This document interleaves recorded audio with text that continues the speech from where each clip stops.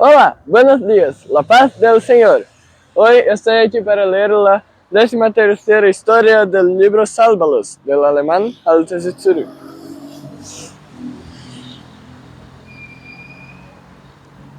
Salven a los que se ahogan. William Booth.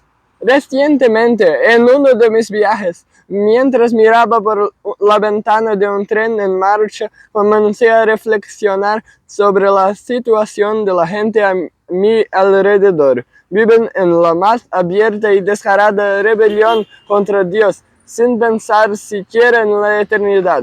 Al mirar por la ventana, los vi a todos ante mí, millones de personas entregadas a la bebida y al placer, al baile y a la música, a sus negocios y a sus miedos, a su política y a sus preocupaciones. Ignorantes en muchos casos, voluntariamente ignorantes. En otros plenamente conscientes de la verdad, pero sin la menor preocupación por ella. Pero todos siguen adelante, apresurándose inexorablemente hacia el juicio de Dios en sus blasfemias y maldades. Mientras meditaba sobre esto, tuve una visión. Vi un océano oscuro, azotado por la tormenta. Sobre él se cernían densas nubes negras, a través de las cuales parpadeaban ocasionalmente brillantes relámpagos y retumbaban fuertes truenos, mientras el viento y las olas se alzaban y las rompientes espumosas se sucedían sin pausa.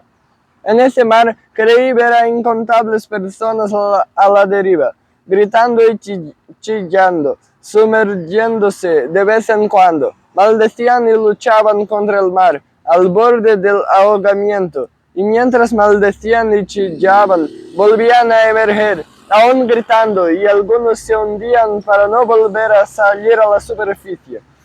Desde ese mar negro y furioso vi una enorme roca que se alzaba, su cima elevándose por encima de las nubes negras.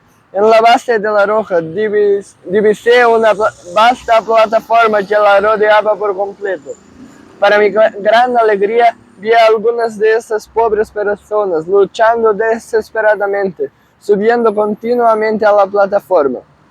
Y vi que algunos de los que habían llegado a la plataforma ayudaban a otros que se ahogaban, para que ellos también pudieran escapar del mar embravecido. Al observar con más detenimiento, vi que algunas de las personas rescatadas trabajaban diligentemente y planeaban cómo usar escaleras, cuerdas, botes y otros medios aún más efectivos para rescatar a las personas que luchaban por su vida en el mar. Aquí y allá, algunos movidos por la compasión hacia los supervivientes volvieron a saltar al agua sin considerar las posibles consecuencias. Y apenas sé que me complació más ver a quienes con esfuerzo que subían a las rocas para ponerse a salvo, o la entrega y el sacrificio de quienes estaban completamente absortos en el rescate de otros. Mientras seguí observando, vi que la gente en la plataforma era un grupo bastante heterogéneo, es decir, estaban divididos en diferentes grupos y clases sociales, y pasaban el tiempo de diversas maneras. Muy pocos parecían haberse propuesto como misión sacar a la gente del mar, pero lo que más me sorprendió fue que la mayoría de quienes alguna vez habían sido rescatados del mar parecían haberlo olvidado por completo. En cualquier caso, el recuerdo de aquella oscuridad y peligro ya no parecía perturbarlos en absoluto. E igualmente extraño e incomprensible para mí fue que estas personas parecían no tener la menor preocupación, ninguna preocupación verdaderamente angustiosa por las pobres almas perdidas que luchaban para sobrevivir y se ahogaban ante sus ojos, muchas de las cuales eran sus propias parejas, hermanos o incluso sus propios hijos. Ahora bien, esa asombrosa indiferencia no podía deberse a la ignorancia ni a la falta de comprensión, pues convivían con todo aquello ante sus ojos, incluso a veces hablaban de ello. Muchos asistían con regularidad a conferencias y sermones que describían la terrible situación de estas pobres criaturas que se ahogaban.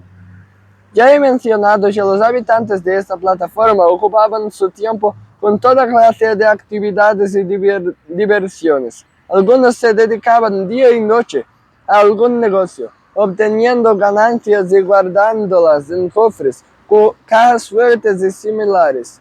Muchos cultivaban flores al borde del acantilado por placer.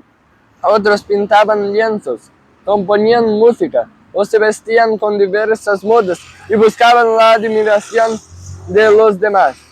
Algunos se dedicaban principalmente a comer y beber, mientras que otros discutían sobre las pobres criaturas rescatadas del mar. La gente de la roca había oído su voz y sentía que debía obedecerla, o al menos eso decían. Le confesaban su amor y estaban totalmente de acuerdo con la tarea que se había encomendado. Lo adoraban, o al menos lo fingían. Pero lo que más me asombró fue que estas personas en la roca, a quienes él había convocado, estaban tan absortas en sus negocios, en ganar y gastar dinero, en sus familias y amigos, en su religión y disputas religiosas, que no oyeron el clamor de aquel que se había arrojado al mar por ellos. Incluso si lo oyeron, no le prestaron atención, no les importaba, y así, ante sus propios ojos, decenas de miles lucharon por sus vidas, clamaron y se ahogaron, rodeados de oscuridad. Y entonces vi algo que me pareció más extraño que todo lo que había ocurrido hasta ese momento en aquella extraña visión. Algunas de las personas en la plataforma, a quienes el maravilloso había llamado para que lo ayudaran en su difícil misión de rescate, le estaban rezando y suplicándole que fuera a ellos. Algunos deseaban que fuera a ellos, que se quedara con ellos y que les dedicara su tiempo y energía para hacerlos más felices. Otros deseaban que él viniera a disipar las diversas dudas y temores que tenían respecto a la autenticidad de algunas cartas que les había escrito. Algunos deseaban que viniera para sentirse aún más seguros en la roca, tan seguros que pudieran estar absolutamente seguros de que jamás volverían a caer al mar. Muchos otros esperaban de él la garantía de poder algún día abandonar la roca y llegar a tierra firme, pues sabían bien que algunos se habían paseado despreocupadamente, habían perdido el equilibrio y caído de nuevo al mar embravecido. Por lo tanto, era costumbre de estas personas reunirse y subir lo más alto posible a la roca. Desde allí miraban hacia tierra firme, donde sospechaban que estaba el glorioso, y clamaban: ven a nosotros, ven a las profundidades turbulentas, con los pobres que se ahogan luchando por sus vidas, y rodéalos con tus brazos e intenta sacarlos. Él miró, con tanta añoranza, pero en vano, hacia los que estaban en la roca, y les llamó con voz ronca: venid a mí, venid y ayudadme. Y entonces lo comprendí todo. Había estado bastante claro. Ese mar era el océano de la vida, el mar de la existencia humana cotidiana. Esos relámpagos eran el resplandor de la verdad omnipresente que emanaba del trono de Dios. Ese trueno era el eco lejano de su ira.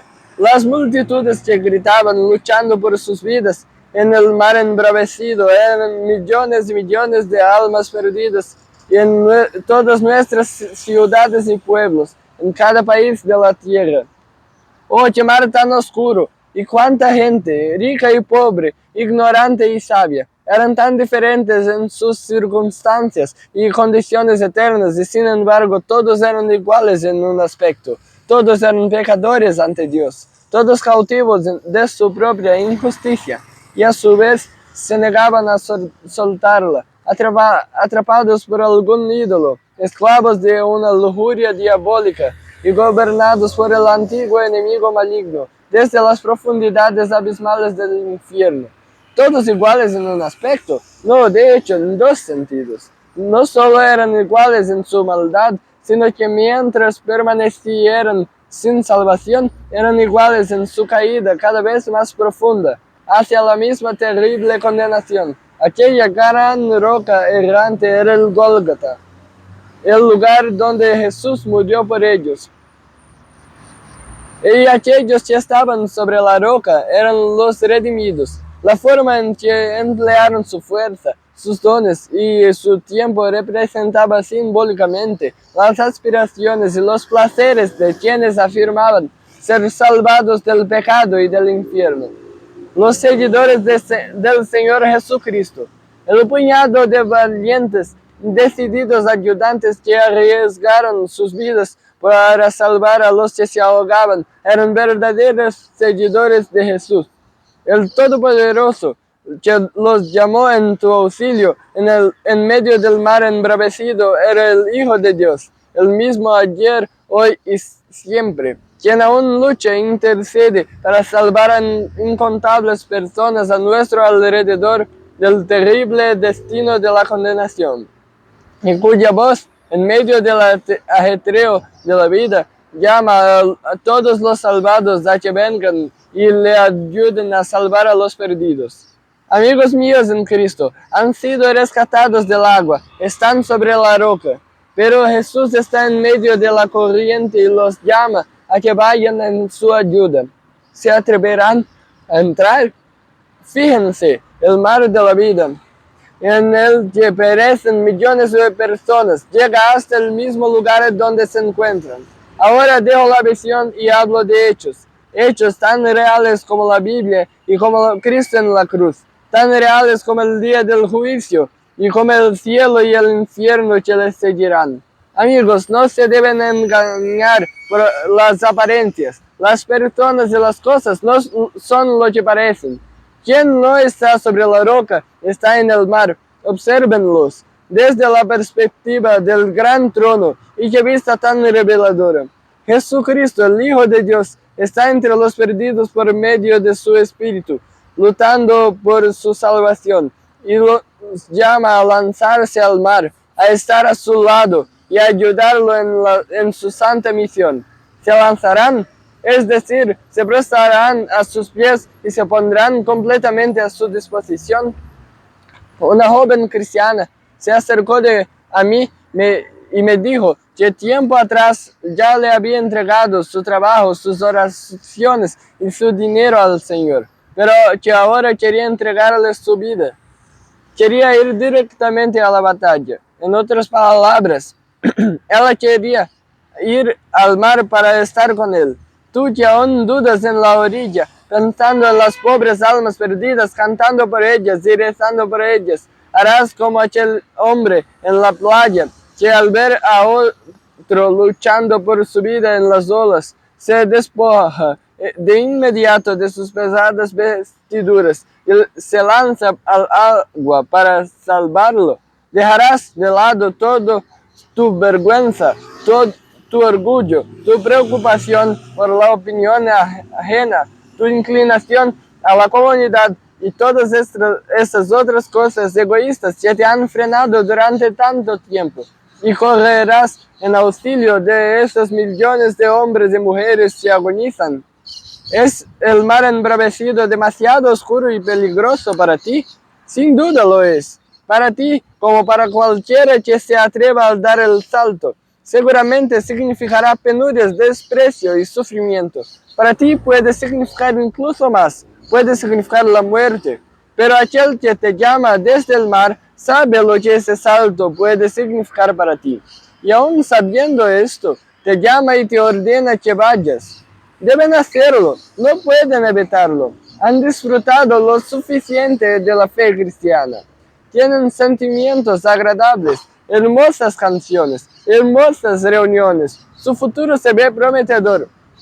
Tienes oradores elocuentes, muchos aplausos y alabanzas estruendosas. Un gran paraíso en la tierra.